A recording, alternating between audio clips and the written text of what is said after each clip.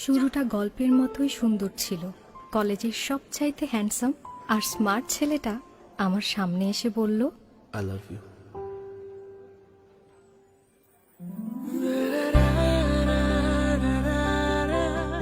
তারপর শুরু হলো হাতে হাত রেখে পথ চলা।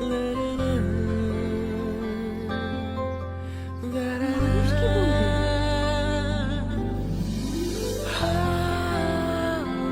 একসময় আমার পরিবার জানলো, মেনে নিল। সময় গড়ায় আমি বুঝতে পারলাম সে আমার কাছে আরো কিছু চায়। আমি রাজি হতে চাইতাম না। বলতো, তুমি তো আমারই, আমাকে তুমি বিশ্বাস করো না?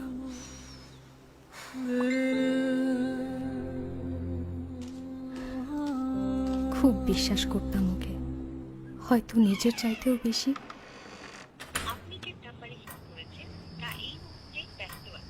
কিছুদিন যেতে না যেতেই সেই মানুষটার ভেতর আরেকটা মানুষ আবিষ্কার করলাম।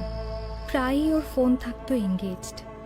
মাঝরাতে ফেসবুকের চ্যাট বক্সে জ্বলত সবুজ বাতি। ধীরে ধীরে জানতে পারি ওর জীবনে শুধু আমি একা নই, আরো অনেকেই আছে। বিশ্বাসের দুর্গে আঘাত লাগলো। চেনা মানুষের অচেনা ভয়ঙ্কর জগৎটা হঠাৎ করে প্রকাশ হয়ে গেল। আর পারলাম না। সম্পর্ক ভাঙলো। সিদ্ধান্ত নিলাম নতুন করে শুরু করব। বাবার পছন্দের ছেলের সাথে বিয়ে ঠিক হলো। একদিন সকালে খেয়াল করলাম সবাই আমার দিকে কেমন করে যেন তাকায়। চায়ের দোকানে পাড়ার রকে কেমন যেন ফিসফাস।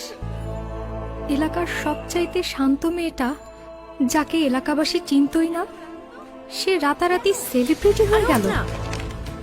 তুই কি এগুলো দেখছিস?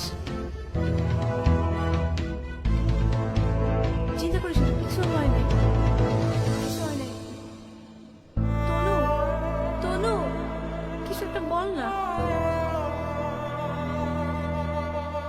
আত্মীয় স্বজন, কলেজ, পাড়া, মহল্লা, বন্ধু বান্ধবদের আড্ডা, সবখানে কেবল আমি আর আমার শরীর।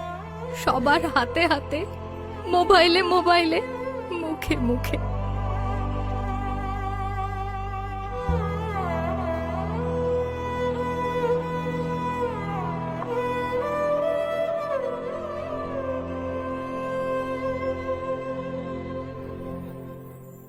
কি ভেবেছিলেন আমি অপমানে আত্মহত্যা করব বা হারিয়ে যাব? তাই কি চেয়েছিলেন আপনারা? হ্যাঁ, ভুল আমি অবশ্যই করেছি, কিন্তু বড় ভুল করেছি একটা অমানুষকে বিশ্বাস করে। সেই বিশ্বাসঘাতকতার মাসুল আমি কেন দেব? হারিয়ে যায়নি, এই তো জরুরি খবর। আজকের কাছের মানুষটি আগামীকাল অপ্রিয় হয়ে উঠতে পারে। তাই একান্ত গোপন মুহূর্তের ছবি পাঠানো কিংবা ভিডিও ধারণ থেকে বিরত থাকুন। ভালোবাসায় বিশ্বাস থাকুক অটুট, সাথে থাকুক সাবধানতাও।